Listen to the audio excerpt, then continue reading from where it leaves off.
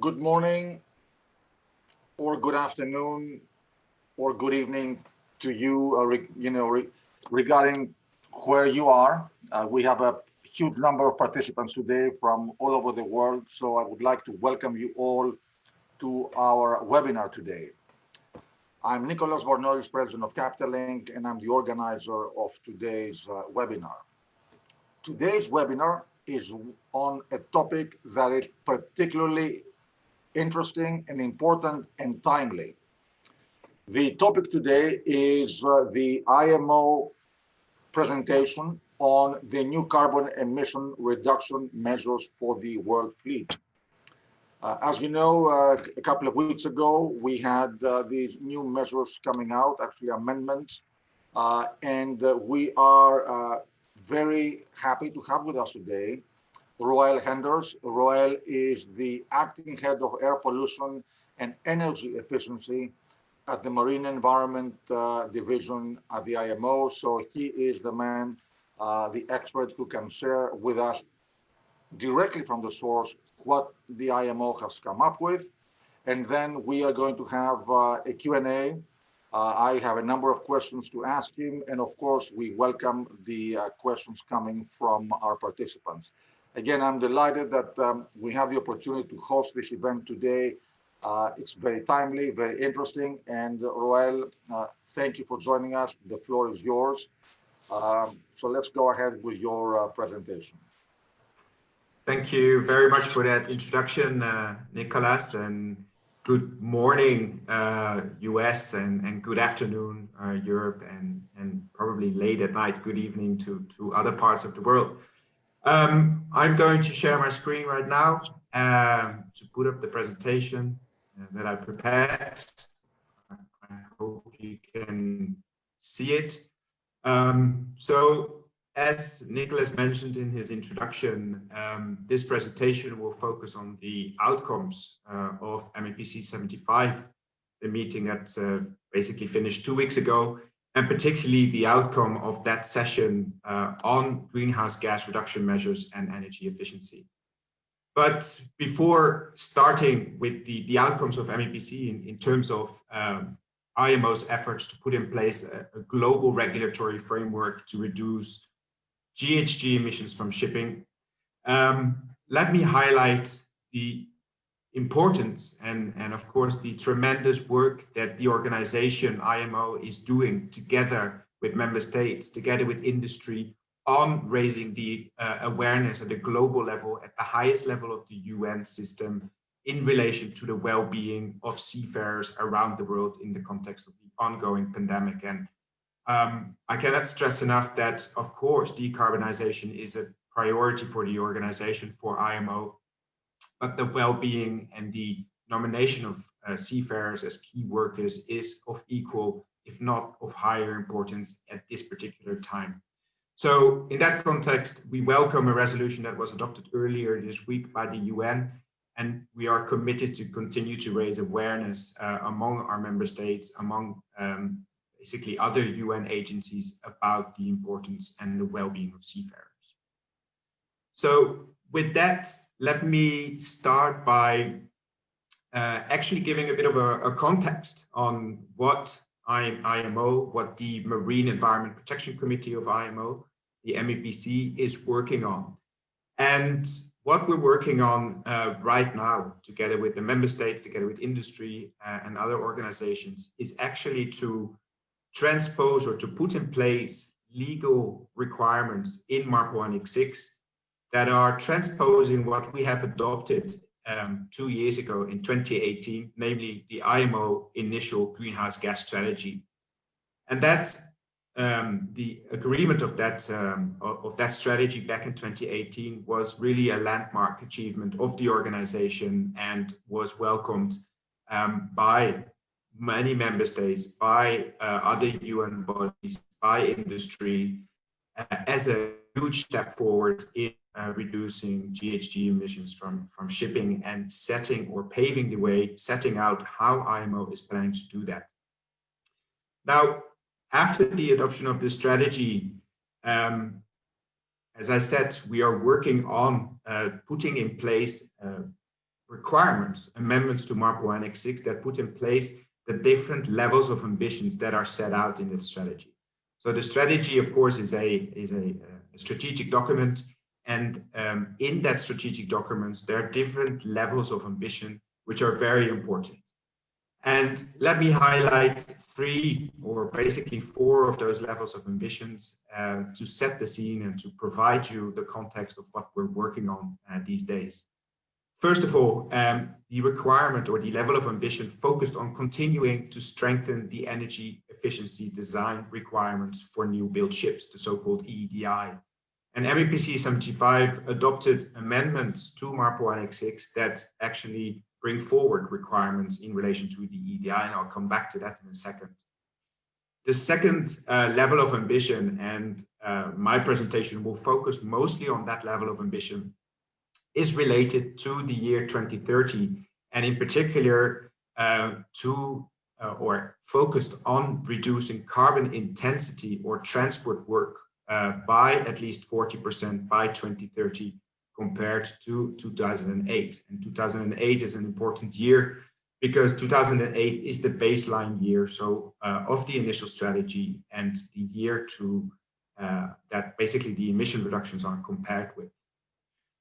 More ambitious targets for 2050, or the more ambitious level of ambition for 2015 is the reduction of total GHG emissions by at least 50% by 2050 compared to 2008. And just to highlight, but I'll come back to that a couple of times in my presentation, the difference between the 2030 level of ambition, which focuses on carbon intensity or transport work, and the 2050 level of ambition, which focuses on total annual GHG emissions from the international shipping industry.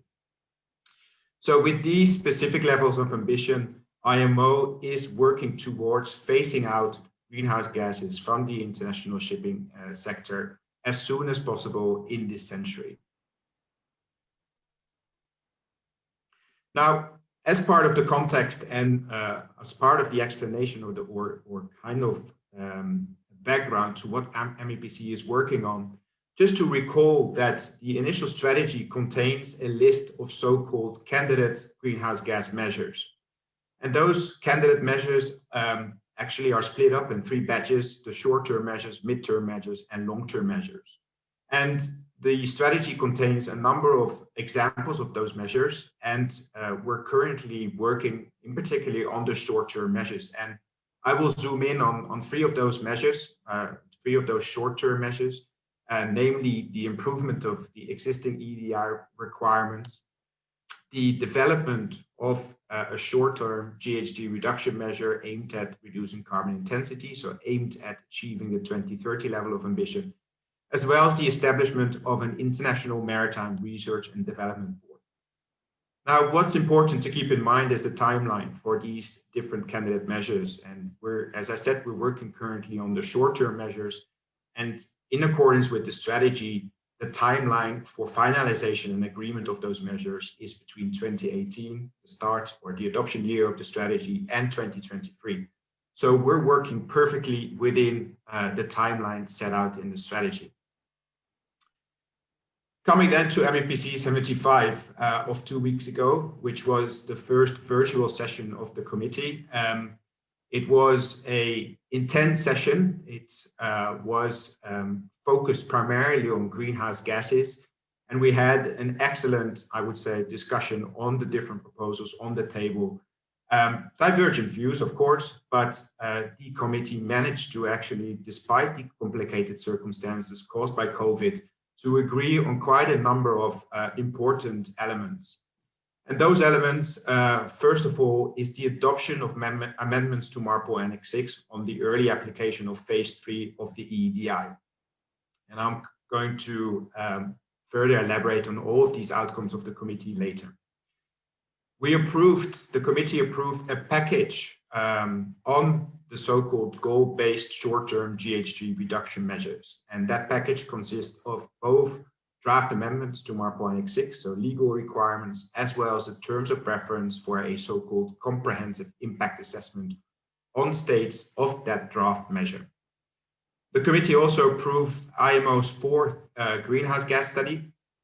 We'll come back to that later. The study contains a lot of updated information in terms of GHG emission inventories, but also carbon intensity and emission projections of international shipping.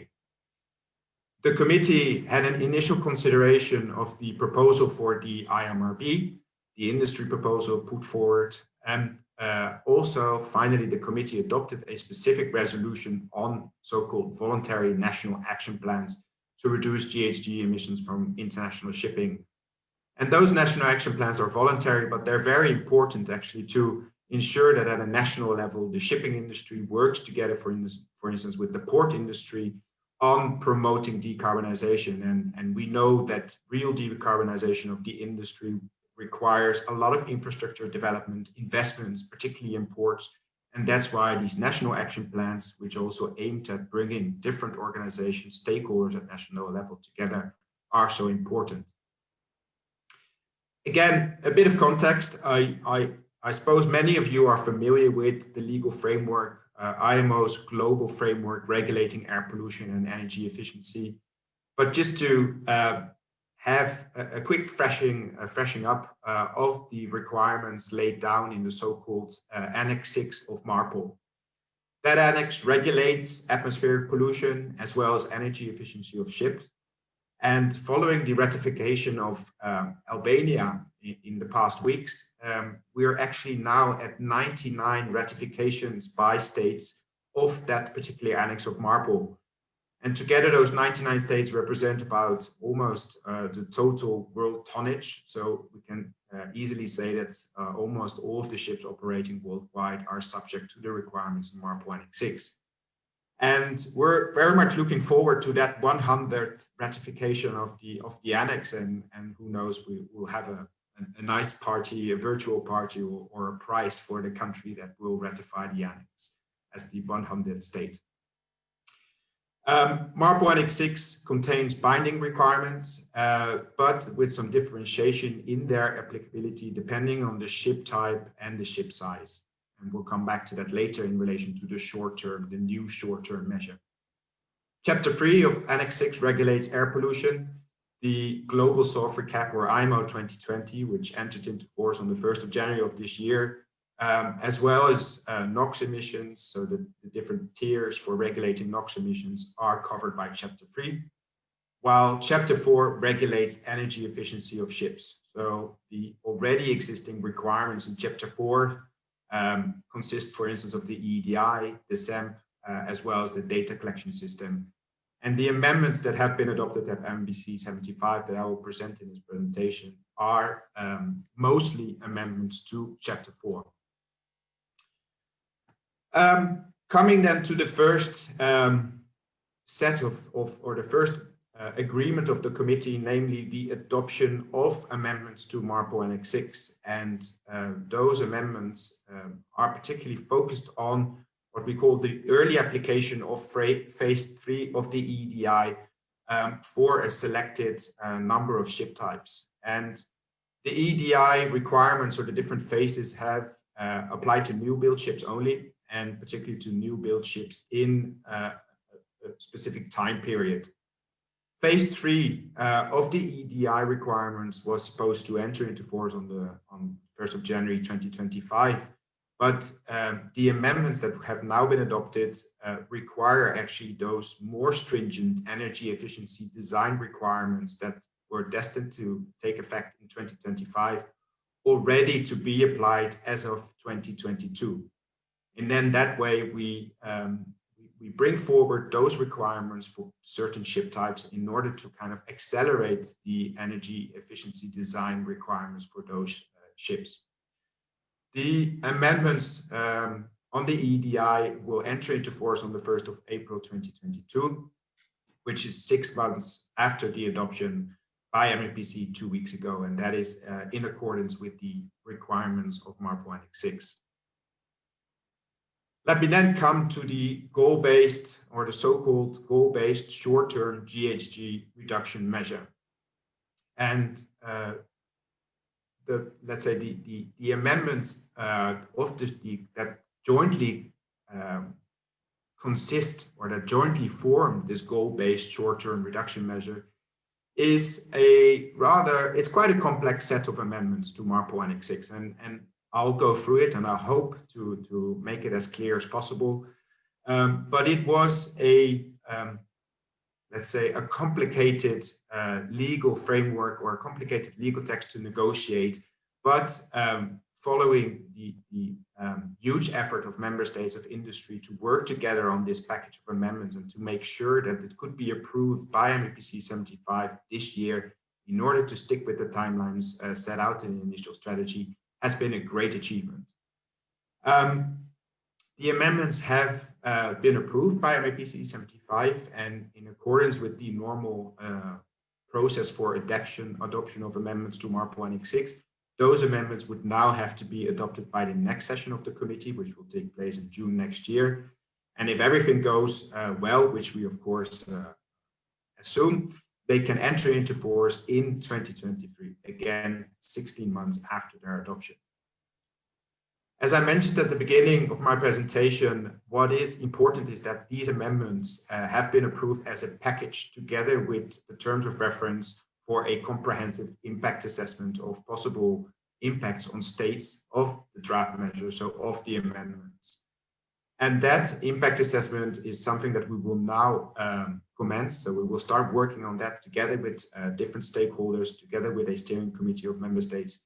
And the outcomes of that impact assessment will be presented to MEPC 76 and be considered together with the adoption of amendments. And this requirement on the impact assessment is a requirement that follows from the initial strategy, and that actually needs to be fulfilled for all possible candidate measures that will be discussed in the future in order to implement the strategy.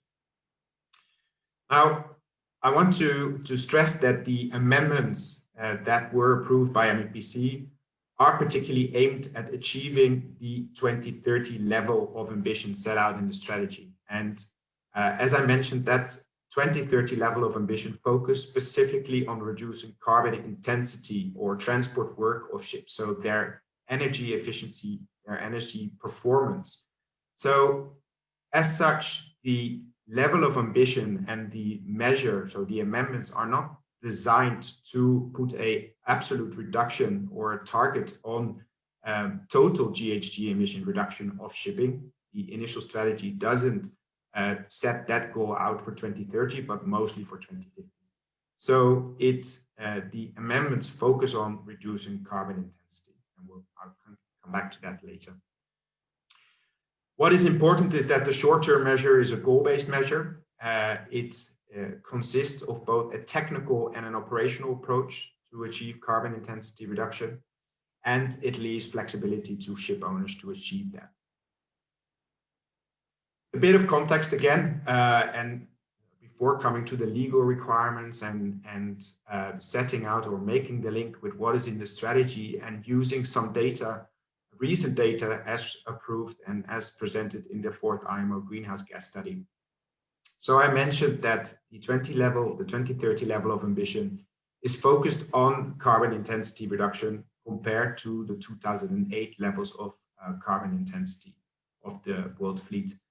And the graph on the slide is a graph from the 4th IMO Greenhouse Gas study, and you can actually see on that slide, for instance, the percentage changes between 2018 and 2008 vary between close to 32% using the EEDI carbon intensity indicator to 22% using the AER carbon intensity indicator under the so-called vessel-based option. And that is slightly different than when using the voyage-based option for calculating international emissions.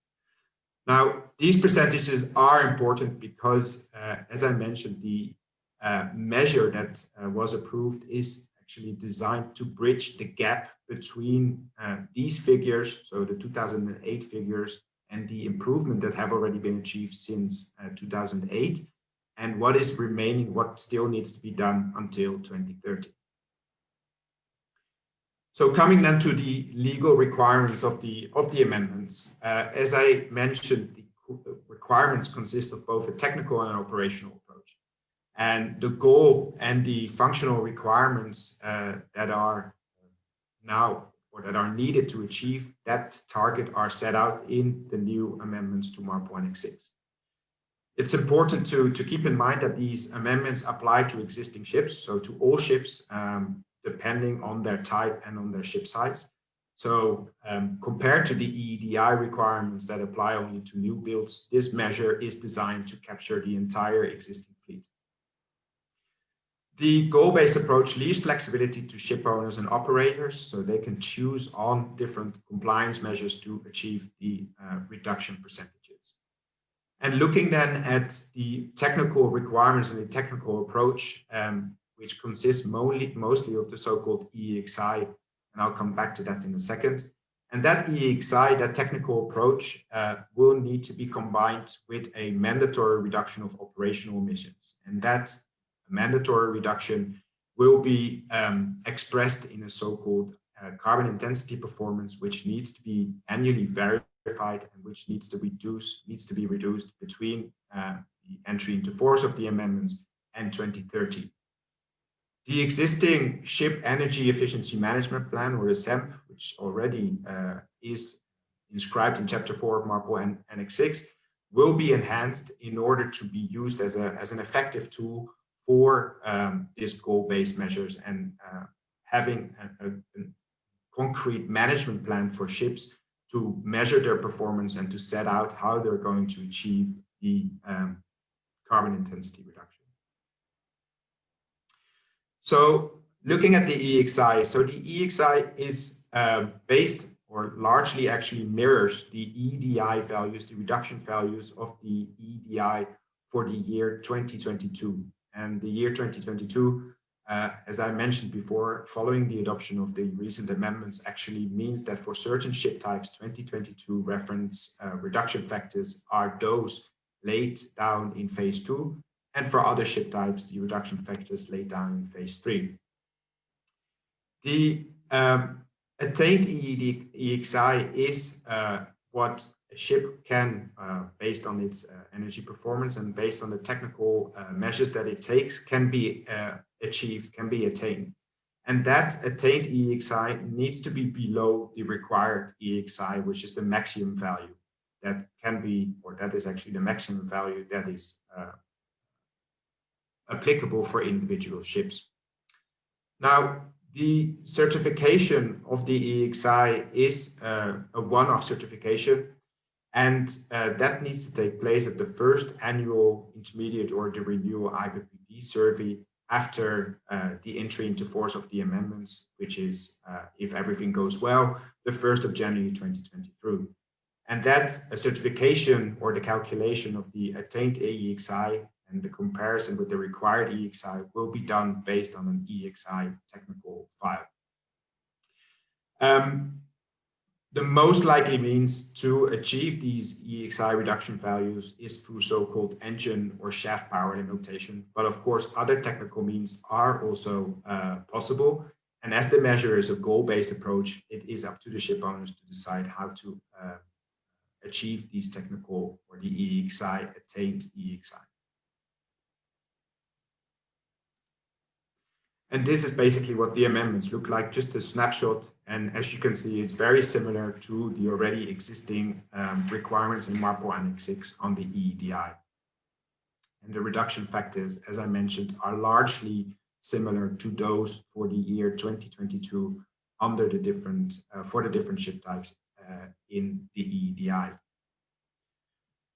Coming then to the operational approach. And the operational approach is actually slightly, or the scope of applicability of the operational approach is slightly different or different than the EEXI. So whereas the EEXI is applicable to ships of different deadweight tonnage, as you can see here on the slide again for the EEXI values, the operational approach is applicable only to ships above 5,000 GT.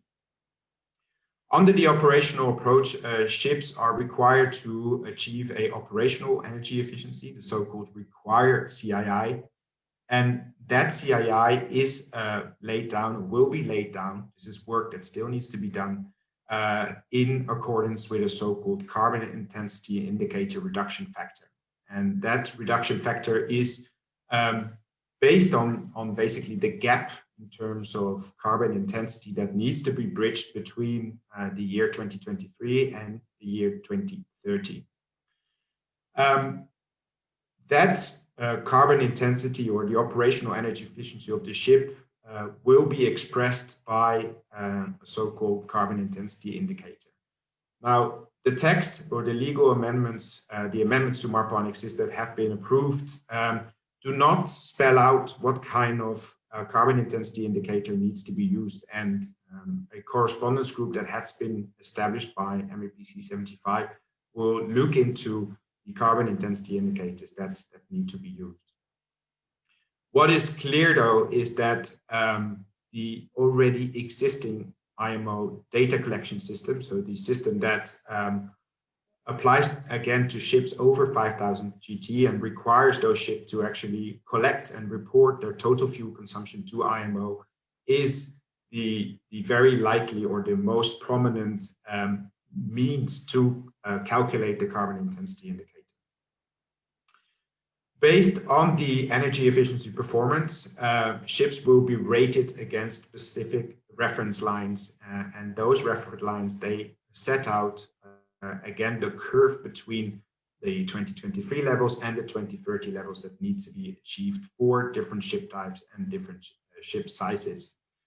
The carbon intensity, that annual performance and the associated rating is then to be verified by the administration, which will issue a statement of compliance. And the statement of compliance already exists for the data collection system requirements. So it's obvious that the two or the existing data collection will be largely linked to the statement of compliance for the ship's carbon intensity performance. This is just to give you an indication of how that rating system may look like or can be developed. As I explained, this is work. The work on the so-called reference lines for carbon intensity is ongoing. What the amendments did specify, though, is that there will be 5 ratings for ships, depending on their energy performance, energy efficiency performance. And the required CII is the median value of the so-called C rating. And what that required CII will be, and what that required CII will be for the years in between the entry into force of the amendments in 2030 or until a review of the requirements, is still to be defined. What the amendments did, or what is already included in the draft amendments, though, is that ships, poorly rated ships, so ships rated D for 3 consecutive years or E for 1 year, have to develop a so-called plan of corrective actions. And that plan of corrective actions then needs to be integrated, needs to be taken up, included in the SEMP. And as I mentioned before, the SEMP is, the use of the SEMP will really be enhanced under these approved amendments as the tool to manage energy efficiency by ships. What is interesting and quite innovative in the draft amendments is as well that on the basis of the rating of the rating system included in the draft amendments, administrations, port authorities, and other stakeholders are encouraged to provide incentive to the best performing ships, so the ships rated A and B. And of course, this is voluntary. This is it's encouraged, but it is an interesting building block, of course, for using the system of rating and the amendments in different contexts. So in, let's say, in summing up the short-term approach or the short-term measure and the combined technical and operational approach, the essence is really that the EEXI values and the effectiveness of the EEXI of the technical requirements that will be certified at the beginning of the entry into force requirement will be monitored, will be followed up on a yearly basis through the reporting of the operational carbon intensity. And obviously, in situations where the EEXI is not efficient to allow the ship to achieve its required carbon intensity indicator, the ship would have to implement additional operational measures. And again, as it's a goal-based measure, it's up to the ship owners to decide on what kind of operational measures, also depending how far the ship is away from its required carbon intensity. Depending on those factors, the ship can decide on the operational measures it may wish to implement. What is important as well is that the system or the amendments have been designed in such a way that there's a certain number of years that allows for verification of how the system or the carbon intensity indicators function in practice. At the same time, we also know that there are a lot of developments ongoing in terms of new technologies. And in order to kind of capture all those ongoing developments, which are actually accelerating, I think, as we speak, a review of the entire measure of this goal-based measure is to be completed by the 1st of January 2026. And based on that review, additional, more stringent measures can be taken. The review can also look into the impacts of the measure on states and foresee necessary adjustments based on that review of the impacts on states.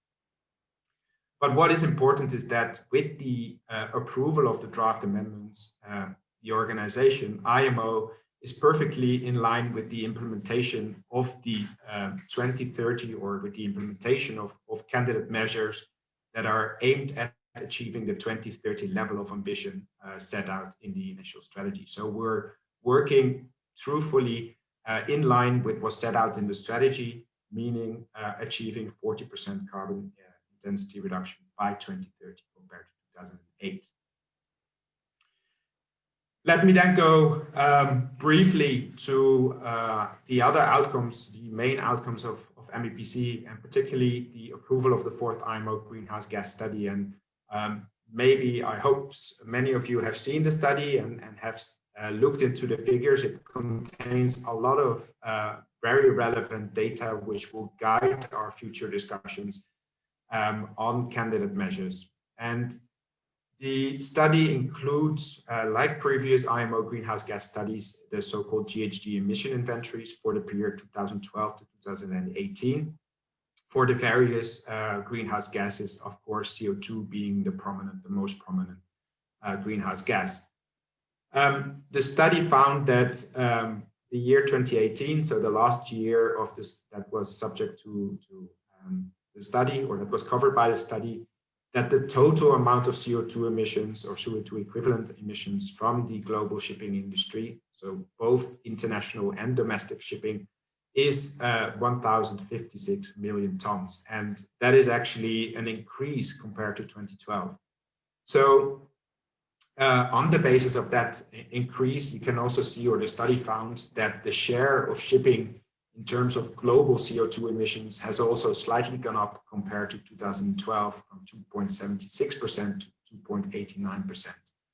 And what is interesting, though, is that the study did find a clear decoupling of the CO2 emissions from international shipping compared to the increase of seaborne trade. So the previous figures that I've shown in terms of carbon intensity indicate that, of course, that whereas the CO2 emissions have gone up between total CO2 emissions have gone up between 2012 and 2018, the carbon intensity of the fleet has gone down significantly.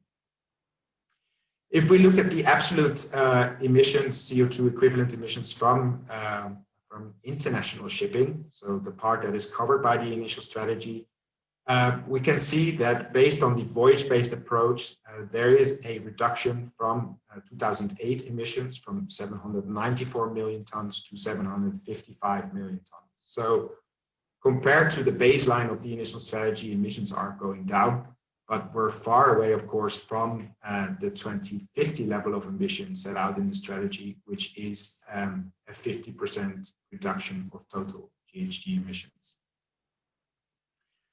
Another interesting element of the IMO greenhouse gas study, and which is a novelty, is actually the information it contains on carbon intensity calculations. And I've already shown you the carbon intensity of the entire fleet.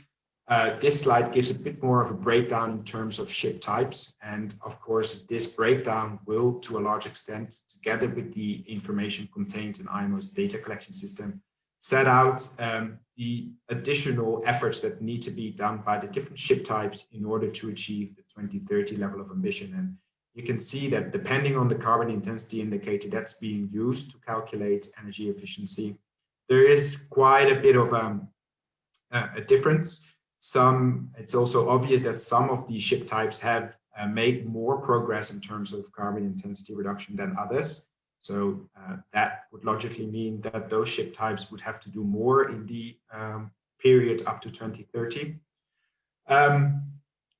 Another finding of the greenhouse gas study is the fact that compared to 2008, carbon intensity has reduced significantly. However, in the period since 2012, that reduction has kind of slowed down a bit. And so it is key, of course, that we continue, or efforts are made to further or to keep that reduction of carbon intensity in order to achieve the 2030 level of ambition. In terms of emission projections, the study found actually that under business as usual scenarios, so without any further amendments, the emissions of international shipping are expected to grow between 90%, so that's a slight reduction compared to 2008, up to 130% of the 2008 emissions by 2050. And that projection is much lower than the projections in the third IMO greenhouse gas study. But again, if we remember that the level of ambition for 2050 set out in the strategy is to reduce total emissions by 50%, an increase, of course, is not the right path. Another main discussion or a big topic that was covered by MEPC 75 was the proposal that was submitted by a number of industry organizations on the establishment of a so-called International Maritime Research and Development Board, as well as an associated fund. And I mentioned at the beginning of my presentation that Research and Development Board is included in the list of candidate measures, and the industry proposal actually put a lot of flesh on the bones of such a candidate measure. I'm sure that many of you have seen or have read the proposal in detail. It was when it was issued, it was really broadly welcomed by media, and actually it gathered a lot of media attention. The proposal is based on a $2 fuel levy, a mandatory levy, and on the basis of that levy, over a period of 10 years, a $5 billion US dollar fund could be created that would look into financing R&D projects for the shipping industry in order to accelerate decarbonization, and including also a specific focus on developing states and assisting them to be part of that transition. The MEPC 75 had a very interesting discussion on the proposal. Many different elements of the proposal, legal elements, governance elements, financial elements of the proposal have been discussed in detail. And for the time being, nothing has been decided on the proposal, and it's expected that we continue that discussion at the next session of the committee in June. So looking at our regulatory outlook, and I'm coming to an end of the presentation here, but just to highlight what is expected to be done in the period between now and the next MEPC, next sessions of the committee, is of course, firstly and most prominently, to finalize what is needed in relation to the short-term goal-based measure, and to ensure that the measure can be adopted at the next session of the committee. So a broad set of guidelines need to be developed. Those guidelines will contain very important elements such as the carbon intensity calculation, how the plan of corrective actions would have to look like, and a correspondence group that was established by the committee 2 weeks ago has already started its work on the development of those guidelines.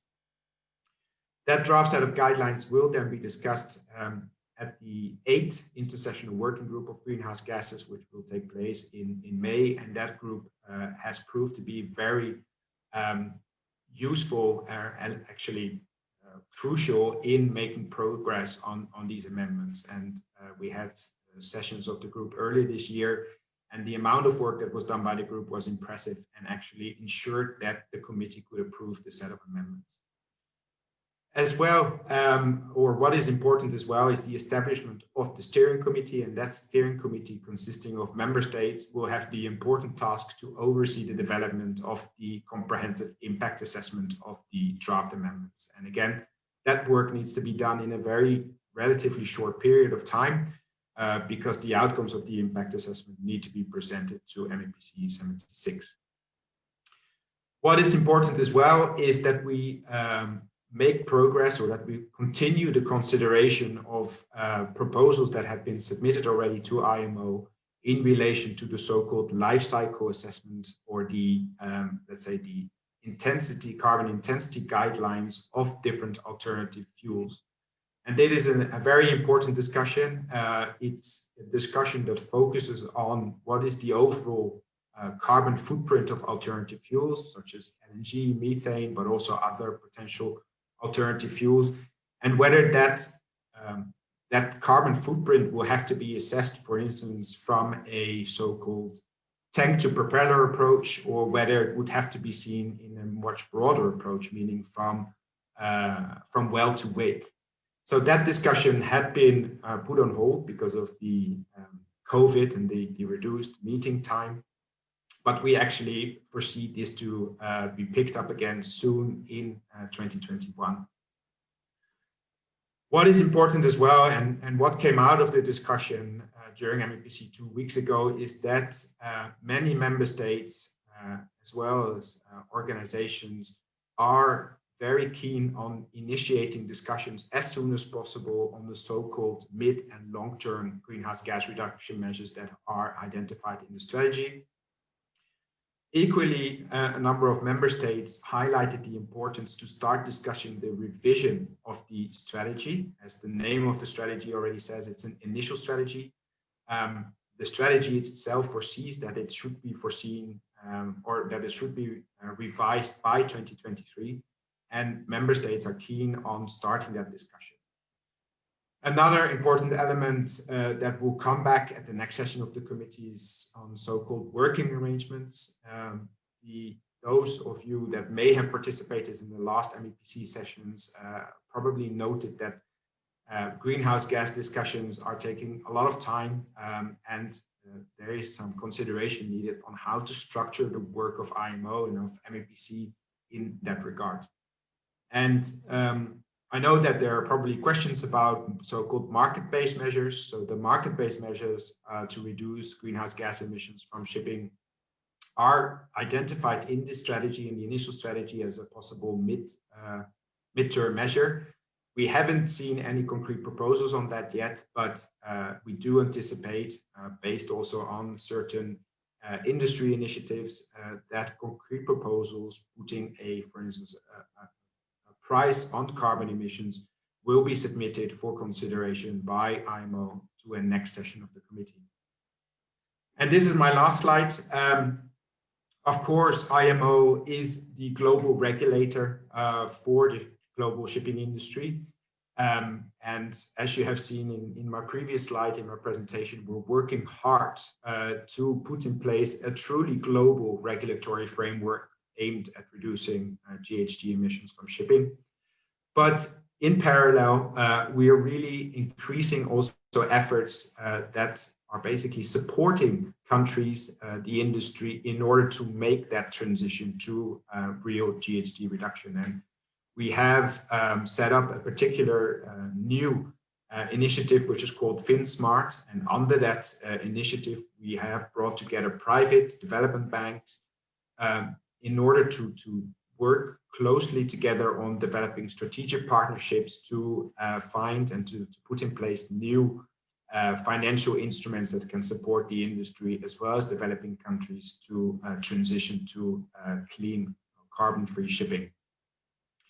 We're also increasingly looking into our role in promoting R&D projects, and we are working together with UNEP as well as the government of Norway in order to organize a so-called R&D forum next year, which will really be focused on what are the promising low carbon fuels of the future and how can IMO support their availability and take-up.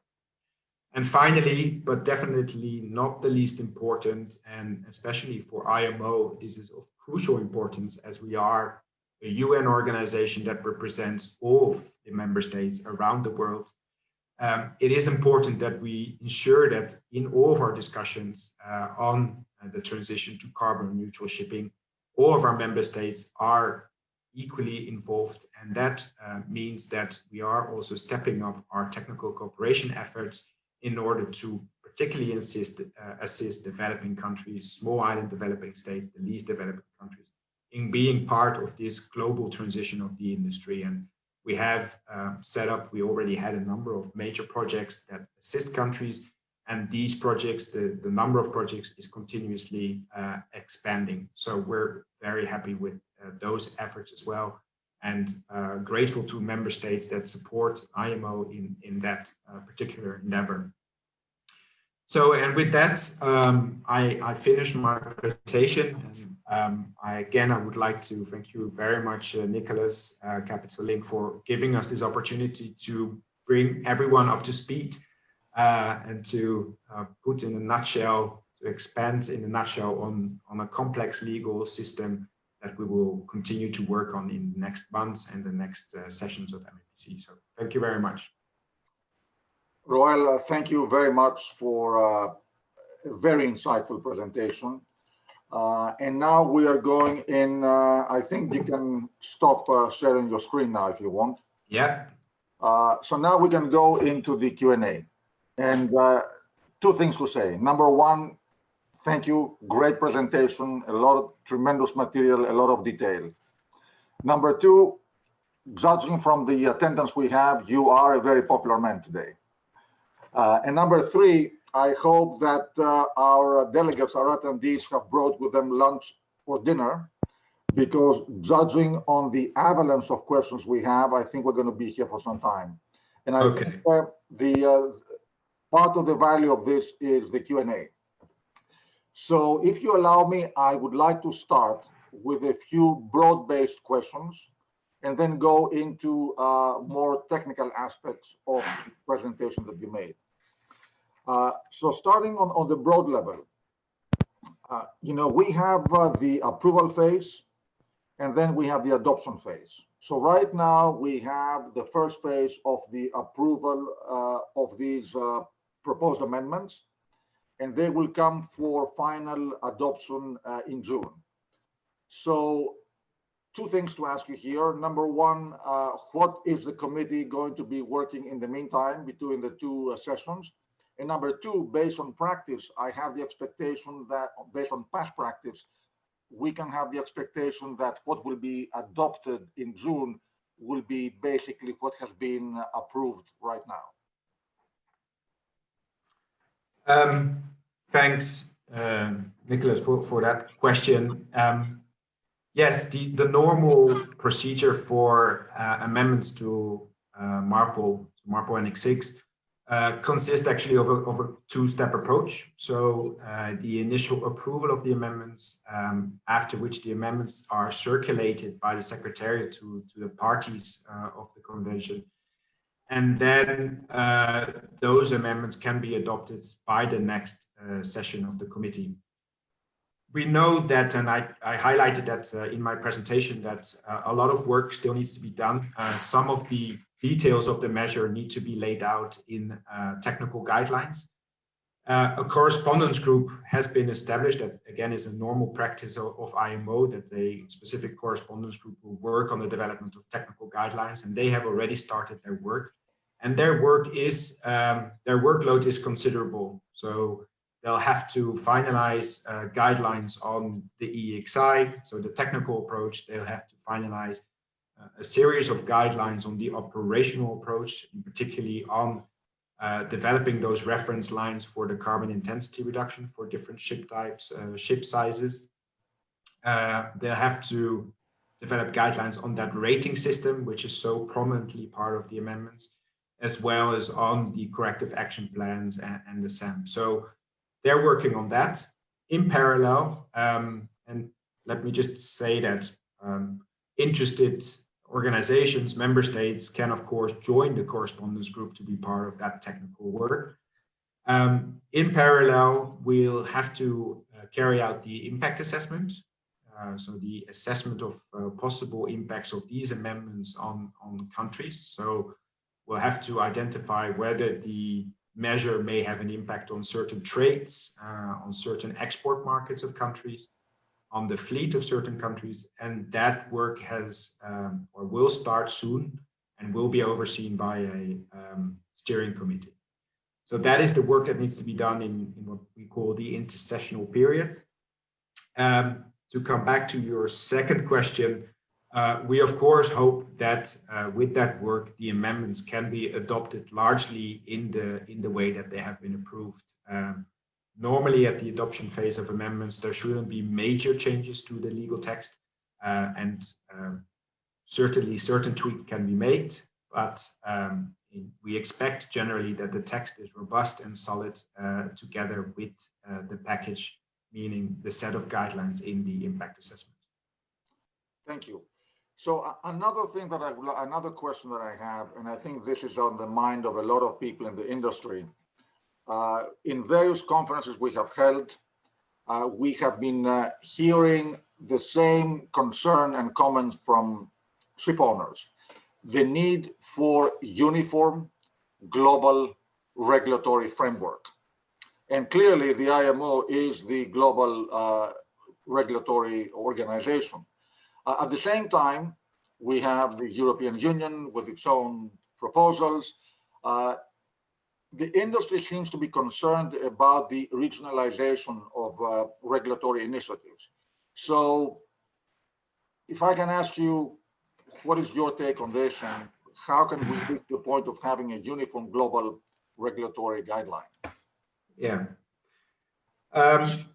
Well, let me start by saying that the set of amendments that have been approved by MEPC clearly shows that IMO is sticking to its commitment to put in place a global regulatory framework. It's important to emphasize as well that those amendments are in line with what we collectively agreed back in 2018, so not such a long time ago, in relation to reducing carbon intensity of ships by 2030 by 40%. And so that level of ambition for 2030 has now been translated, if you want, into binding requirements. And those binding requirements, once they enter into force, will apply to the global fleet. And of course, we are familiar with the initiatives in the EU. We know equally that EU member states, which are also parties or member states to IMO, together with a number of other countries, of course, would like to accelerate the pace of the greenhouse gas reduction discussions within IMO. For the time being, what we're doing is working in line with the strategy that was adopted by our membership in 2018. We're in line with the timeline set out in the strategy, and we will have a discussion sooner or later on revising that strategy. And that will be the moment to see and to define how IMO can potentially speed up its pace. And in parallel, we expect concrete measures, proposals for market-based measures, such as the measures that are currently being considered by the EU, to also reach IMO, and then we will have a discussion on that together with our collective membership. I don't mean to put you on the spot. I will simply say from my side, I hope that there is some kind of a mechanism exactly to bring all these initiatives together. So as an operator, you don't end up having to observe different measures of different, if you want, intensity, because the IMO may have a certain set of regulations, the European Union may have another.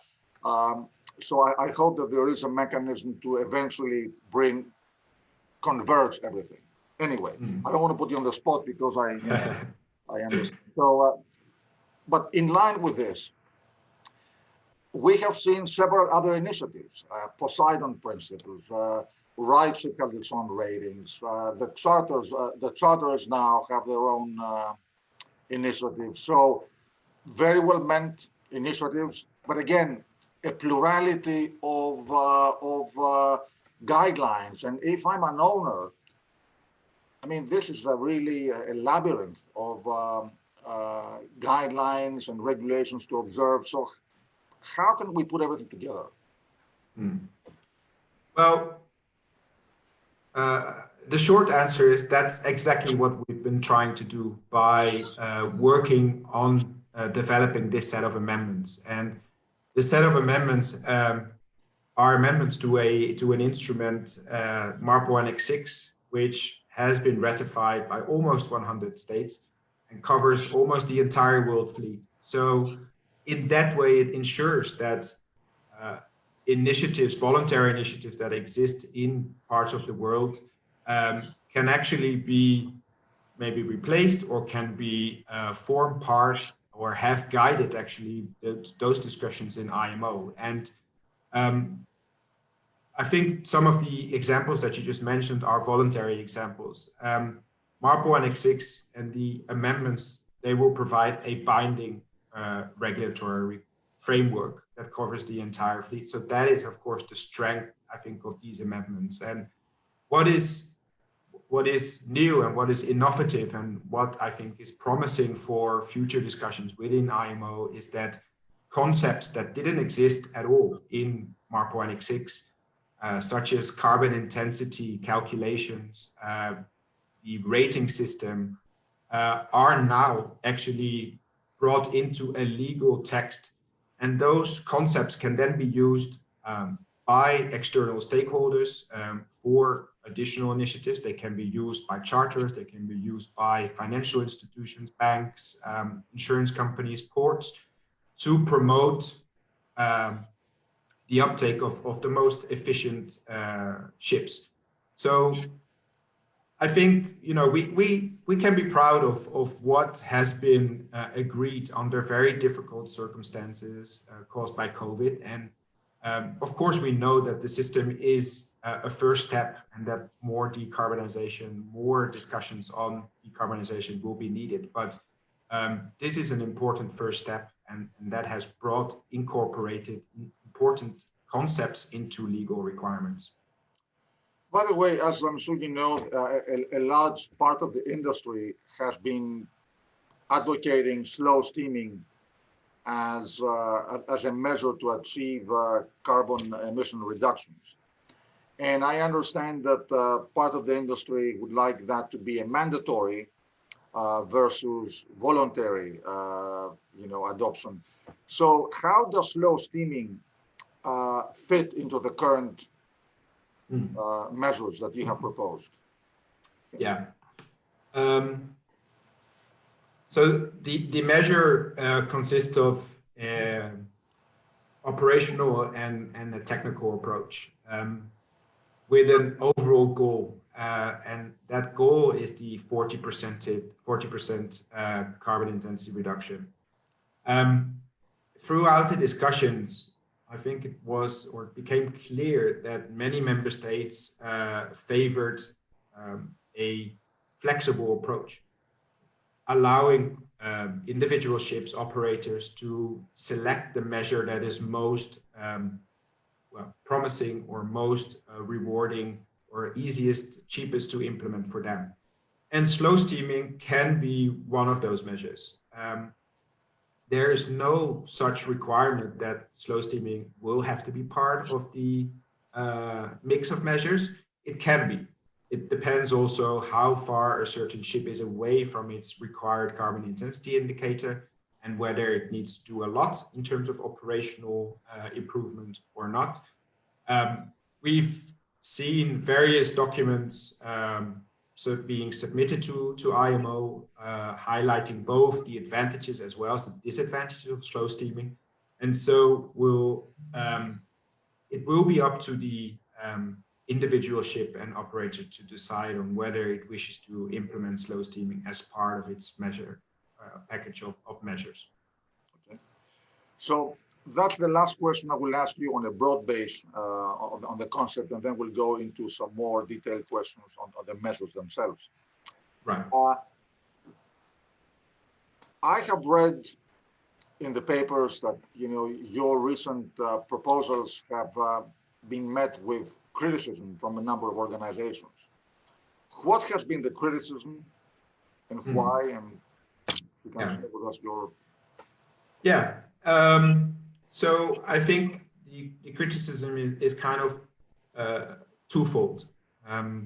One part of the criticism relates to let's say, the overall greenhouse gas reduction of the global fleet.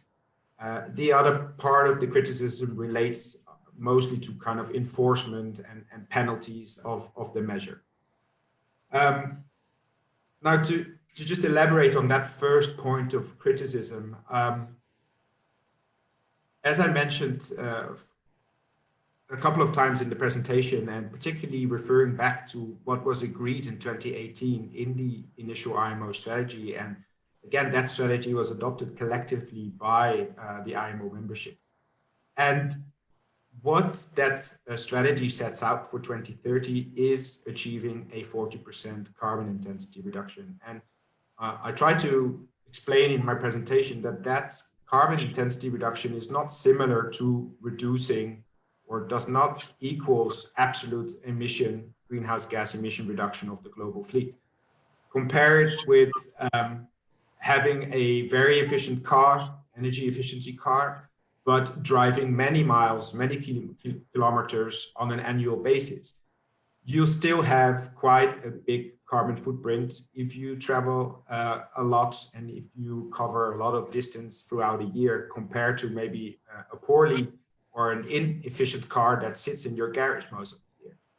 And this is probably where some of the criticism come from. So we are aiming to reduce the carbon intensity of the global fleet if the total number of ships operating around the world is going up, or if those ships are starting to operate more distance.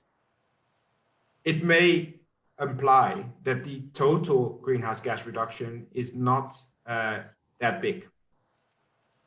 And what you mentioned before, and what is obvious, of course, is that there are many member states, many industry organizations, NGOs would like us to accelerate the pace of reducing the absolute GHG emissions. And as I said, we'll come to that. And that is not, it's included in the strategy. It's included, or very likely to be part of the discussions on the revision of our strategy. But for the time being, we're working in accordance with what was the mandate set out in the initial strategy, which is a 40% carbon intensity reduction by 2030 compared to 2008. So that's the first point of criticism. The second one relates more to the measure itself, and I think I saw some questions as well in the Q&A on penalties. There are no penalties foreseen in the legal framework for the moment. Provided the ship has its EEXI certification, the requirement, or kind of the backstopping, is the so-called plan of corrective actions. And that plan of corrective actions need to be adopted and implemented by the ship in order to move away from a D or an E rating. However, for the time being, there was no agreement on having additional penalties or consequences for ships that will continue to operate or that will be rated as D and E despite that plan of corrective actions. And that may change. As I mentioned, we do foresee a review of the measure to be completed by 2026. And depending on the experience on how these requirements will function in practice, those penalties and legal implications may change. But I do think that what is important to highlight here is that, again, we have negotiated a measure that applies to the entire fleet, to the global fleet. And we know that certain trade routes, certain remote areas are served by ships which are not probably the most efficient ones. At this point in time, the agreement of the committee of IMO was to not penalize those ships more than the obligation to put in place a plan of corrective actions. And this ensured that there was an agreement, this ensured that there was progress, but maybe the legal implications will be strengthened throughout the review process in 2025. So staying on that topic, which I think is a critical topic, we have seen a lot of questions actually coming in on this particular topic. Yeah. So I'm an owner of a ship, and I have to have the mandatory ship energy efficiency management plan. So I'm establishing it myself as an owner. It's a self-imposed plan. So number one, who is monitoring compliance with that plan? And number two, I think you answered that if I fail to achieve what my plan that I put together mandates, and if if at the same time I'm in rated number D or E, there's no actual punitive measure coming from a regulatory standpoint, you expect the market to take corrective action by excluding those ships or restricting the trading. So question is, who is going to monitor compliance? And is there any other way to, beyond the market correctiveness, to achieve ultimate compliance with the regulation? So the SAMP, the plan, is to be verified by the administration. So there is a role for the administration. It's not just the ship operating completely by itself without having any oversight. Sorry, when you said in addition, you mean, you said the administration. Sorry? You said it has to be. Yeah, the SAMP needs to be, so the plan needs to be verified by the administration. So there's a verification, like is similar to other requirements already existing in MARPOL Annex VI. So the administration of the flag of the ship will verify the plan. Okay. In addition, let me first elaborate by saying that what exactly needs to be covered in the SAMP, and which will then become subject of the verification, is being discussed now in the context of those guidelines that I mentioned earlier on. So what exactly will need to be included in terms of details in that SAMP will be laid out, spelled out in the guidelines that are currently being developed. What is a requirement, though, is that the annual carbon intensity indicate performance. So what is the carbon intensity rating of a ship will also be subject to verification by the administration, based on which it will receive a statement of compliance. And if the ship doesn't submit its data on carbon intensity, on its rating to the ship, it will not get a statement of compliance, and that will make it difficult to operate. So if the statement of compliance or the rating demonstrates that the ship is rated D for 3 consecutive years or E for a year, then that plan, the SAMP, needs to be accompanied with the so-called corrective action plan. And again, that corrective action plan will be verified by the administration. It will still foresee the ship to be granted a statement of compliance so it can continue operating. So it will not be pushed out of the market. And again, this was a deliberate choice of the member states to have that system function as such. But it's crucial, of course, that, and you mentioned it yourself, that market forces, charters may choose that rating system, and whether or not a ship has implemented this corrective action plan as an important element in choosing the ship to use. Thank you. Another question that, I mean, we have so many questions anyway, and you can see them yourself. One of them is if you can differentiate, please, a little between the EEXI and the EEDI and how this will be calculated. Yeah. And by the way, if there's any mechanism, again, to penalize non-compliance with those.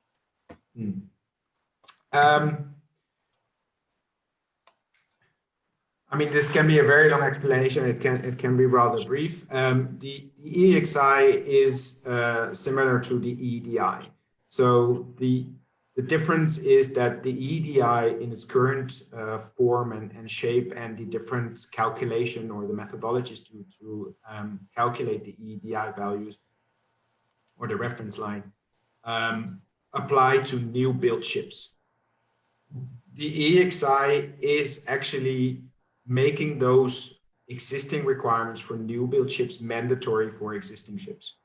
And in doing that, it refers mostly to the EEDI values that are or that will become applicable in 2022. So it already has a more forward-looking approach, meaning using the EEDI values for 2022 to existing ships. So that is how the two function together. Now, the precise calculation of the EEXI is to be laid down in the guidelines. I have to say that the guidelines on the EEXI are in a very developed stage, and earlier versions are available already on IMO docs. But yeah, the guidelines still are subject to approval as well. In terms of legal implications, the legal implications, similar for other statutory requirements, is the certification. So the certification of the EEXI needs to be done either at the entry into force, or should have been done by the entry into force of the amendments, which is likely 2023, or soon after at the first survey that the ship will be subject to. And then following the survey, the ship will get its certificate with which it can operate. Thank you. So another question that I find quite interesting is, of course, all these proposed regulations are focusing on the owner, on the ship. But the question that we have is that, as we know, the trading pattern of a ship, to a large extent, is based on the requirement by charterers. So is there a way to push and motivate, force, whatever you want to call it, charters to also observe these regulations? Yeah, that is of course an extremely relevant question. It's not a new question, meaning that let's say the responsibility, or the kind of distinction between responsibilities between the owner, the operator, the charter is not a new discussion. I think this applies for many requirements, both in MARPOL as well as safety related requirements. So who bears the costs, who bears the ultimate responsibility for those requirements? I think in this particular case, what is relevant is, of course, the rating system. That is something that is likely to be used by charterers in terms of deciding what ship it would like to use. And if the charterer decides to use a ship that is rated, that is energy performing very, very well, it may have an implication, of course, on the costs. And it's up to, I think that this you won't see coming back in IMO regulations. It's then, of course, up to the owner, the operator, the charterer on to decide on how those costs are then being included in the price or broken down and attributed. But it's not a new discussion. It's particularly for environmental requirements, it's a very relevant discussion. But IMO, the approach of the legal instrument, always speaks about the ship, at least in MARPOL Annex VI. Correct. Well, at the same time, you also have all these initiatives coming. Also, the charterers now are coming with their own initiatives. So maybe they can also try to be in line with what you're proposing, and I think they do. Yeah. One last question. I mean, we are grateful to have you here for an hour and a quarter. I don't want to exhaust you or the audience, even though I can see that attendance remains very robust. One question is, talking about the fund, the 5 billion fund. Yeah. Most of our participants, of course, are market experts, but I'd like to ask you, for those who are not market experts, if you can explain why do we need such a fund, number one. Number two, where are we regarding the establishment of such a fund? And what would the role of the IMO be? I understand this is not close to being implemented, but tell us why it's important, how the IMO will be involved. So okay. Just to give you a bit of background, the initial strategy of IMO, so the strategy adopted back in 2018, lists various measures that all of them are aimed, of course, at reducing GHG emissions. And one of those measures was the proposal or a potential creation of a so-called research and development board and an associated kind of financial mechanism around it. In the strategy itself that was adopted, there's no further explanation about that. But the industry or various industry organizations have actually taken up the initiative and elaborated in a very detailed way and submitted that proposal to IMO. And the proposal as such is a proposal. It's a proposal for a measure. And in that way, it has now, during the session of the committee 2 weeks ago, been considered. The proposal has various elements, a legal element, so it is foreseeing also amendments to MARPOL or potential other instruments in order to make the system mandatory. There's a governance structure related, so who oversees what is being done with the money that's collecting, how it's being reattributed, who will benefit of the funds. Will that be existing university R&D centers? Will that money have to be allocated, or will a specific percentage of that money will have to be allocated to developing countries? So there have been, the proposal is very elaborate, and it's quite an innovative proposal. We, as you rightly mentioned, the committee or the member states couldn't agree yet on a way forward with that proposal, highlighting the different elements that I just summed up: governance, legal, financial attribution. So we'll see what will happen at the next session of the committee. Like any other measure, it's up to the member states to agree on it, on the proposal. It's obvious, of course, that the money that will be collected should be largely allocated to promote research, pilot projects focused on decarbonization of shipping. So, and what that can be or where those projects will be implemented, that is undecided for the time being, and we will see in what direction future discussions will go at the next session of the committee. Thank you. I think, is it safe to say, Roel, that with all these measures and all the tendency towards more energy efficient ships, that can act as a mechanism to encourage the retirement of older ships, which means ultimately, you know, it will affect ship supply, it will affect the market. I mean, on one hand, you achieve better energy efficiency, and maybe you have you know, a better overall market given the difference in ship supply. And of course, owners right now, as we've heard, they're not exactly sure, not only on the regulatory side, but also what type of engine to use, what type of fuel to use for the ships, which means slower new building orders. So maybe the whole thing will gel into a better market. Yeah. Well, let me put it this way. I think that the amendments that have been agreed now deliberately do not push out certain ships of the market immediately, at least not on the basis of the legal text. Whether this will happen eventually because of market forces is possible. I think what the measure was or is intended to do is to make sure that in the absence of real alternatives, so real alternative fuels that are affordable and that are available all around the world, the measure is really aiming to increase the efficiency of the existing fleet.